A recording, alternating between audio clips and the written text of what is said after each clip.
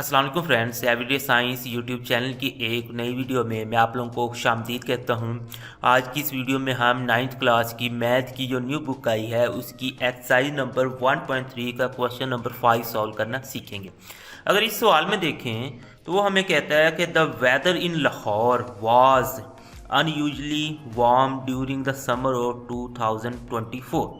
The TV news reported temperature as high as 48 degree Celsius है। By using the formula find the temperature as Fahrenheit scale. अगर हम इसका उर्दू में तर्जमा करें तो हमारे पास ये आता है कि 2024 में जो लाहौर का हमारे पास टेम्परेचर था ना, कि वो आम टेम्परेचर से थोड़ा सा ज़्यादा रहा है। जो टीवी की रिपोर्ट्स ने ना हमें बताया वो था 48। तो ये 48 जो है वो डिग्री सेल्सियस में हमें दिया है। वो कहते हैं कि इसका ये फार्मूला इस्तेमाल करते हुए आप लोग ना इसे फ़ारेनहाइट में ना कन्वर्ट करें। तो यहाँ पे ना आप लोग ये चीज़ याद रखें कि ये जो कन्वर्जन वाले फार्मूले हैं ना, ये आप लोग को आने चाहिए। इस सवाल में तो उसने फार्मूला दे दिया, लेकिन हो सकता है कि जो पेपर में आप लोगों को कॉन्सेप्चुअल सवाल पूछे तो वो फार्मूला ना दे, तो उसमें फार्मूला भी आप लोगों को अपने तरफ से ना इस्तेमाल करना पड़ेगा। चलें, हमें ये फार्मूला दिया है तो हम इसी फार्मूले को इस्तेमाल करके ना कि अपना सवाल हल कर लेते हैं। तो सिंपल सी चीज़ है कि फार्मूला हमारे पास है जी, ये हमारे पास फार्मूला है तो +32 है। तो चूँकि फ़ारेनहाइट स्केल जो ये तो हमने मालूम करना है, तो हमें सिर्फ ना सी की वैल्यू यहाँ पे पुट करनी है, जो कि यहाँ पे हमारे पास 48 दी हुई है।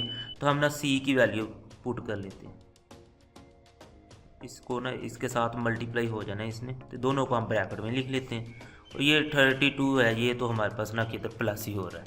अब नेक्स्ट क्या करते हैं कि हम इस तरह कर लेते हैं आप लोग ना दो मुख्तलिफ तरीक़ों से कर सकते हैं।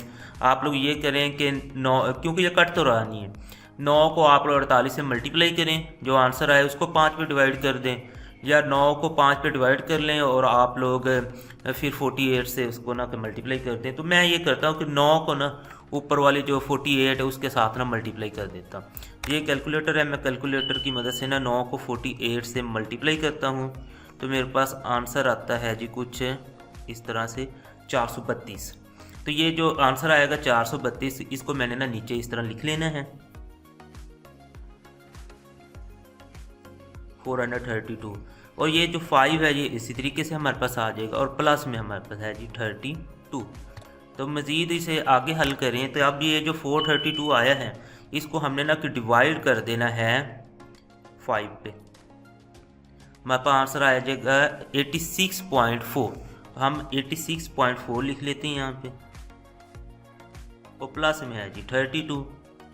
तो 86.4 में हमने 32 को प्लस कर लेते हैं, +32। तो आंसर आता है हमारे पास फ़ारेनहाइट में जो आंसर आएगा ना वो होगा 118.4। तो ये हमारे पास इसका ना आंसर आ जाएगा। तो इस तरीके से ये तो सिंपल सा एक सवाल था, वो आप लोग इजीली इसे सॉल्व कर सकते हैं।